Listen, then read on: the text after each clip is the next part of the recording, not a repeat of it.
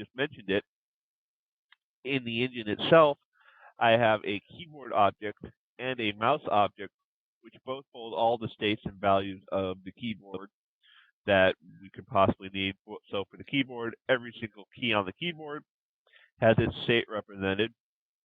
For the mouse, it has the position, the relative motion, the status of its buttons, and also the how much the scroll wheel has moved since it was last checked.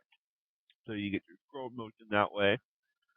Joysticks, I'll talk about them later. Okay. Because that's a whole barrel of monkeys right there. Right. So we have.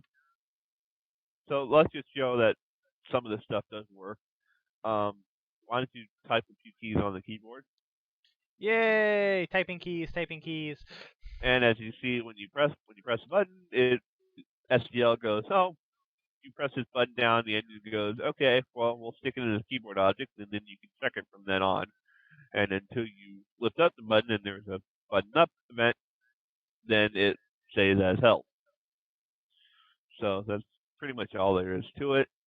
Okay. And what are these 3 X's on the bottom here? Those 3 X's are part of the mouse.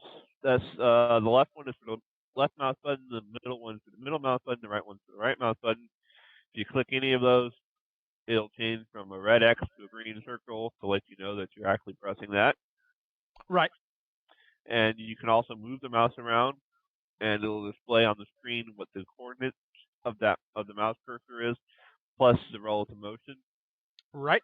And if you see it suddenly jumping to 65,000, yes, we know that looks odd, but that has something to do with the fact that SDL reports it as an unsigned in.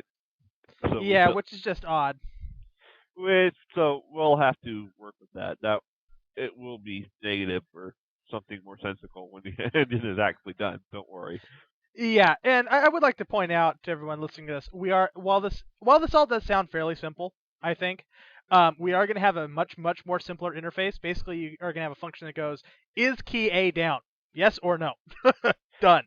You Yeah. won't have to actually mess with any of this in the background. This is all handled all for you in a very tight one little function thing to make life easy for you.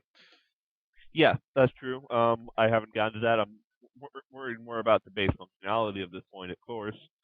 And Oh, of course. I just wanted to point that out so yeah. that they knew.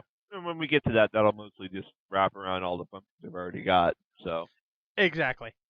to prove, and also you may notice the word follow on the screen. That's just some text following the cursor position, just to make it look more nifty and to prove that it can do things. Yeah, just to show that these, numbers aren't just randomly thrown on the screen. They can actually be used. Yeah. If you care to scroll your mouse button, Ryan. Okay. You can see that I've also set up the scroll wheel. So it'll scroll up and down. There you go. Scrolling down will go into negative numbers. Scrolling up will bring it up into positive numbers. Yeah, and that's basically how we represented in the engine itself. If there's a positive number, the user scrolled up. If it's a negative number, the user scrolled down. Perfect.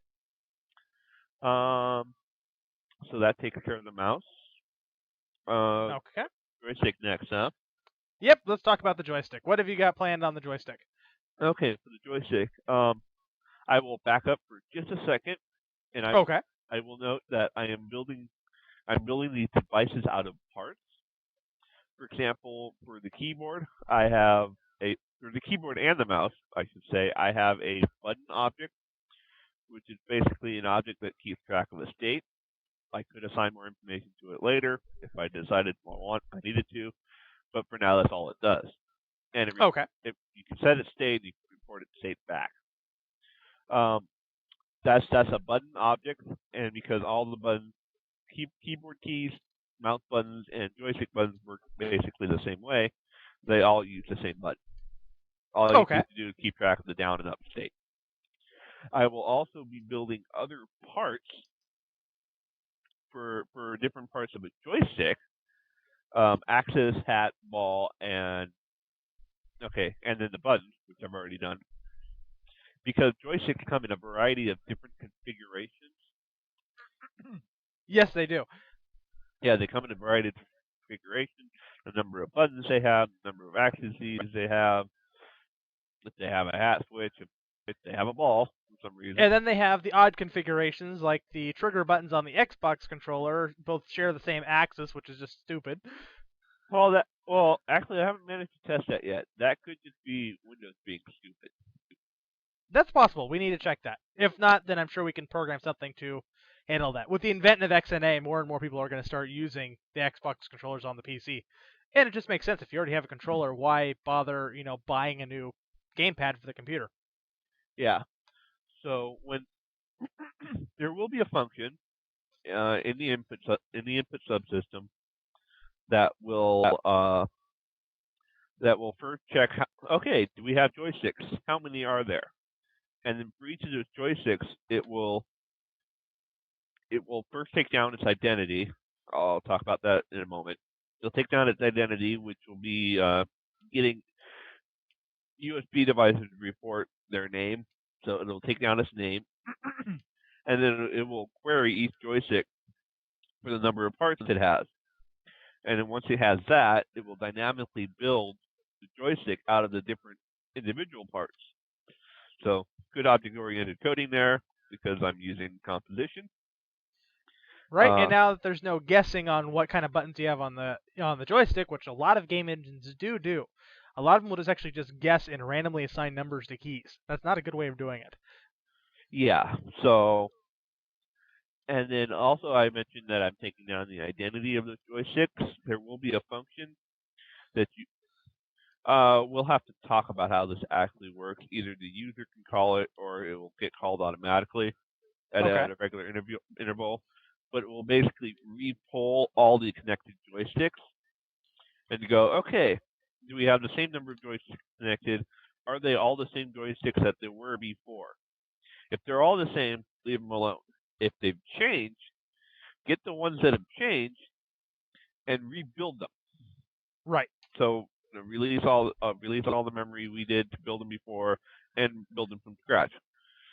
Then you can call that once a second, once however often you think you need to worry about that. That way you can keep all the keyboard joystick objects updated and current. Okay. Anything else I should touch on that? No, I'm pretty sure that probably covers it. Actually, Yeah. you've done a lot of good work on this, and I have to say, I just saw this demo today, and I'm very impressed on what I saw.